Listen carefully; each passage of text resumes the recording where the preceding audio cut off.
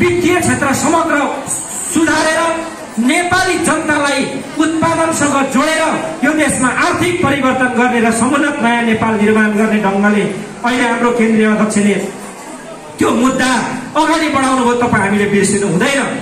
हामी अहिले सामान्य खाएको ऋण नतिर्ने मात्रै होइन, हामी ऋणसँगको सरोकार भएन। ऋण खाएर नेपाली जनताहरूलाई टाट पल्टाएर ब्याज हर्जना सावा जोडेर घरबार पिन बनाइदिएर जसले नेपाली जनतालाई उठीबास गराएका छन् तिनलाई नङ्ग्याउनु पर्छ भनेर हामीले देशमा आन्दोलन गरेका हौं। अहिले 3,75,24 करोड टोटल बजेटको 19.1% बजेट वित्तीय क्षेत्र व्यवस्थापनको लागि यो नेपाल सरकारले ल्याएको छ। बजेटमा हामीले सुनिरहेका छौं।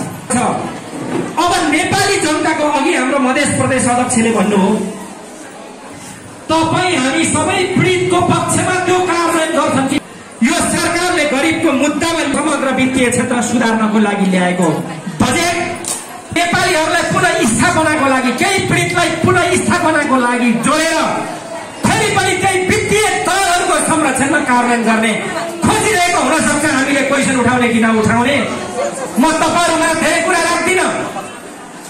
हामीले काठमाडौँमा आन्दोलन गर्दै गर्दाखेरि निषेधित एरिया तोड्यौं, प्रहरीले गिरफ्तार गरे, हाम्रो आन्दोलनको स्वरूपहरू मोडालिटीहरू फरक फरक ढंगले चेन्ज हुँदै गयो।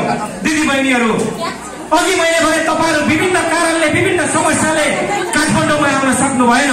हामीले सोचेका थियौं 50 लाख दिदीबहिनीहरू सडकमा आउनुहुन्छ, 7 दिनभित्र हाम्रो यो मुद्दालाई उचाइमा पुर्याउन सकिन्छ हल हुन्छ भनेर हामीले सोचेका थियौं। तर हामीलाई केही मानिसहरूले त्यहाँ फसाए। हामीले सोचे जस्तो गर्न सक्यौं। तपाईहरुलाई बस्ने खाने व्यवस्थापन त गर्यौं, सकी नसकी हाम्रो केन्द्रीय समितिले गर्न सक्ने हैसियत अनुसार हामीले गर्यौं। तर कतिपय भाडाहरू फ्री गर्ने भनेका थियौं, आउने जाने व्यवस्था सबै गर्ने भनेका थियौं। त्यो हाम्रो विविध कारणहरूले गर्दाखेरि केही मानिसहरूले गर्न नदिएको कारणले हामी त्यसमा समस्यामा पर्यौं, गर्न सक्यौं। तपाईहरुलाई म त्यसको लागि क्षमा माग्न चाहन्छु र अन्तमा तपाईहरुलाई म धेरै कुरा नभनिकन के भन्न चाहन्छु भने लघुवित्त अहिले हाम्रो जसरी एउटा नेतृत्व छ त्यो नेतृत्वसँग एउटा गरेर गइसकेपछि हाम्रै दिदीबहिनीहरूलाई चाहिँ तपाईको फलानुसँग मैले कुरा गरेछ अब हिसाब गर्नुस्, ऋण अब चाहिँ त्यो के पुनः कर्जा फेरि पनि तालिकीकरण गर्नुस् भनेर यिनीहरूलाई तपाईहरुलाई फर्म छर्दै जान्छन्। कालो सूचीहरू पार्दै जाने, चिठीहरू दिँदै जाने। यो भ्रममा हामी नपरिकन अब लघुवित्तले कालो सूचीमा राख्यो भने हामी कसरी लघुवित्तलाई फेर गरेर लघुवित्तलाई खरानी बनाउने, लघुवित्तहरू एक एक गाउँबाट कसरी लफेट्ने त्यो बनाउने कि नबनाउने। अहिले सबै राष्ट्रिय स्वयंसेवक नेपालका साथीहरू दिदीबहिनीहरू साँच्चै नै तपाईहरु जस्तै पीडा हामीसँग पनि छ, मसँग पनि छ। तपाईहरुलाई त हामीले भन्यौ ऋण नतिर्नुस्, हाम्रो केन्द्रीय अध्यक्षले पनि भन्नुभयो ऋण नतिर्नुस्।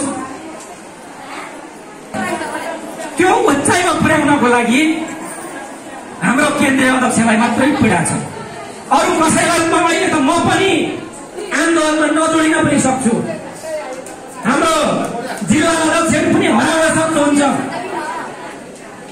तपाईहरु कुरा बुझ्दै जसले तिर्न सक्नुहुन्छ नि त्यो तिर्ने हैसियत लघुवित्तको विरुद्धमा संघर्ष समिति नेपालले मणिराम गेवालीले बनाइदिनु भएको हो। अहिले 500, 2000, 3000, 5000 जति पनि तिर्नुहोस्, कसले बनाइदियो? त्यो हैसियत हाम्रो केन्द्रीय अध्यक्षले बनाइदिनु भएको हो नि, हाम्रो संघर्ष समितिले बनाइदिएको हो नि।